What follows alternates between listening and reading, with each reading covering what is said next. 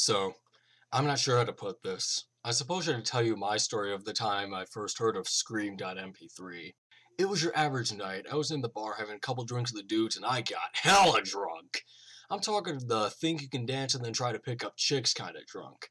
I don't know how long it took or what I thought I was doing, but at one point I stuck my hand inside a woman's handbag and took out something. I stuffed it in my pocket and walked out just in time to pass out in the street. I woke up the next day with a huge hangover. I was in my apartment, so someone I know must have saw me and dragged my sorry ass back there. I was taking off my Vomit Street jacket when my hand hit something inside my upper left pocket. I took it out and noticed it was an envelope. It said one thing on it: do not open. I discarded the warning with little regard and examined the content of the envelope. There was a pair of earphones and a single 6-inch floppy disk. On the floppy there was one word: listen. Now, I have a nice fancy new computer, so I don't have one with a floppy drive. Naturally, I went over to my neighbor's to use his old junker. He keeps the spare key above his door behind the picture frame.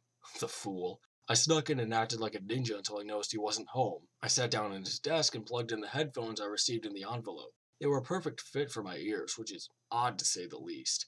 I booted up the PC and hacked my way into his admin profile. I started up his media viewing software and inserted the floppy.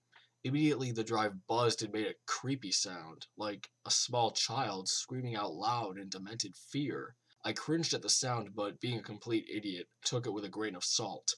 When the drive stopped yelling, a small pop-up appeared. It was all boxes instead of text. The idiot had his system local changed to something else.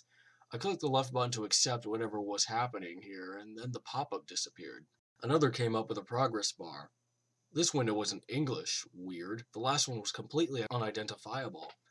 I watched the progress bar slowly fill as I came to the realization that the floppy was installing software into the computer. It flashed insanely fast, one after the other, which was weird.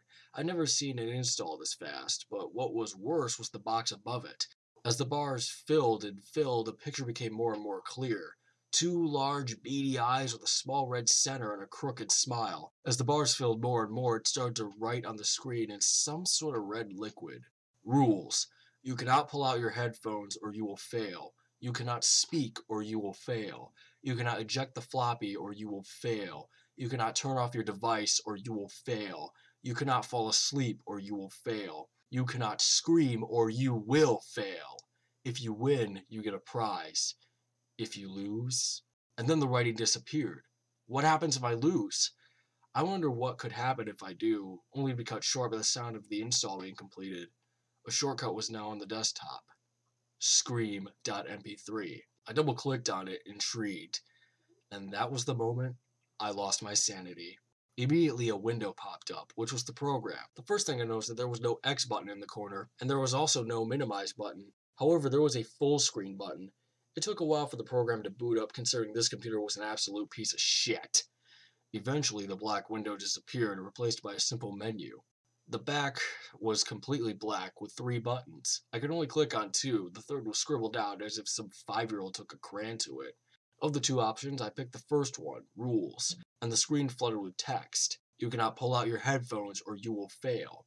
You cannot speak or you will fail. You cannot eject the floppy or you will fail. You cannot turn off your device or you will fail. You cannot fall asleep or you will fail. You cannot scream or you will fail.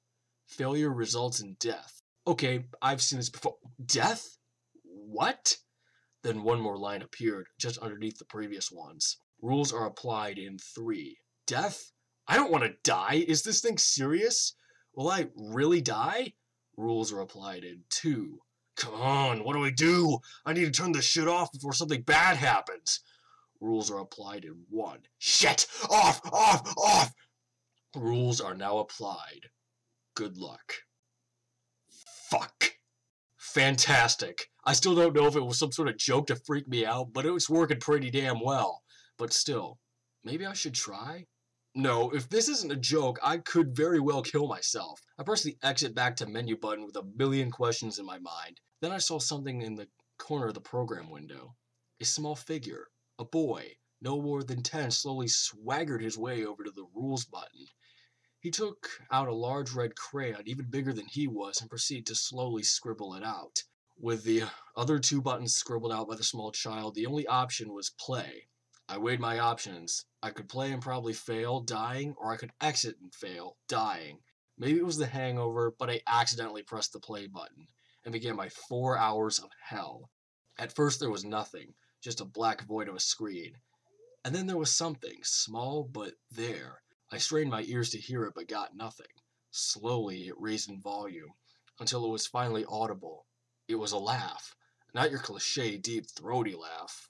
This was different. It belonged to a small boy, and just as I realized this, the small boy with the crayon slowly came into view. He slowly rendered in, being nothing more than a shadow at first. And then he was gone. But something else was in his place. It wasn't much, but it was there. It was a box, completely motionless, just sitting there, but it was there. That was enough to unnerve me. I was a little hesitant to open it, to be honest. I didn't know what would happen, and the thought terrified me, but I didn't have to click it. As I sat there and thought, I heard the latch opening, and the dreadful creak as its top slowly opened to reveal a small face. That's it. A face. No bones or skull, nothing. Just a slab of skin that made a face. It had no eyes, its nose was completely flat, and its mouth was wide open. I navigated my way over to it to look at it more directly. I was instantly terrified by the way it moved. It slowly slinked its way out of the box and stared at me in the eyes. Not my avatar in the game. This thing was looking at me. It opened its terribly disfigured mouth, and for the first time it spoke. It spoke out the rules. You cannot pull out your headphones or you will fail. You cannot speak or you will fail. You cannot eject the floppy or you will fail. You cannot turn off your device or you will fail. You cannot fall asleep or you will fail. You cannot scream or you will fail. Failure results in death. Victory results in the prize.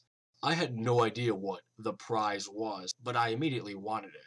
The prize means I won the game and I didn't die. Begin. And immediately it let out the most blood-curdling scream ever. My ears were ringing and my headphones were shaking for the pitch and the volume. My eyes shut instantly as I was sent reeling from the pain. But I noticed something. I didn't have eyelids anymore. I looked down and they were on the floor, just beside my foot. I almost screamed in pure horror just looking at the slabs of skin that used to be a part of me before I remembered. No screaming. I looked back and the screen was moving. It twisted into odd, grotesque shapes that made the face look even more disturbing than before. Its mouth was open and slowly spewing forth an obscene amount of blood as it screamed endlessly. Its skin was dripping with blood and I could make out the faces of others in the background. It was then that I saw my friend in the background. Eyes open, mouth agape. But he had died 3 years ago. And he didn't even know what a social life is. He certainly could not have collaborated with this developer. But he passed just as soon as he came, and I remembered the screaming, but it had stopped. I looked all around to see if something happened, but the clock's hands hadn't moved an inch. And that's when I felt a tug on my ears. The cat was playing at the end of my headphones. In my mind, I heard a voice. The same voice as the screaming face. You failed.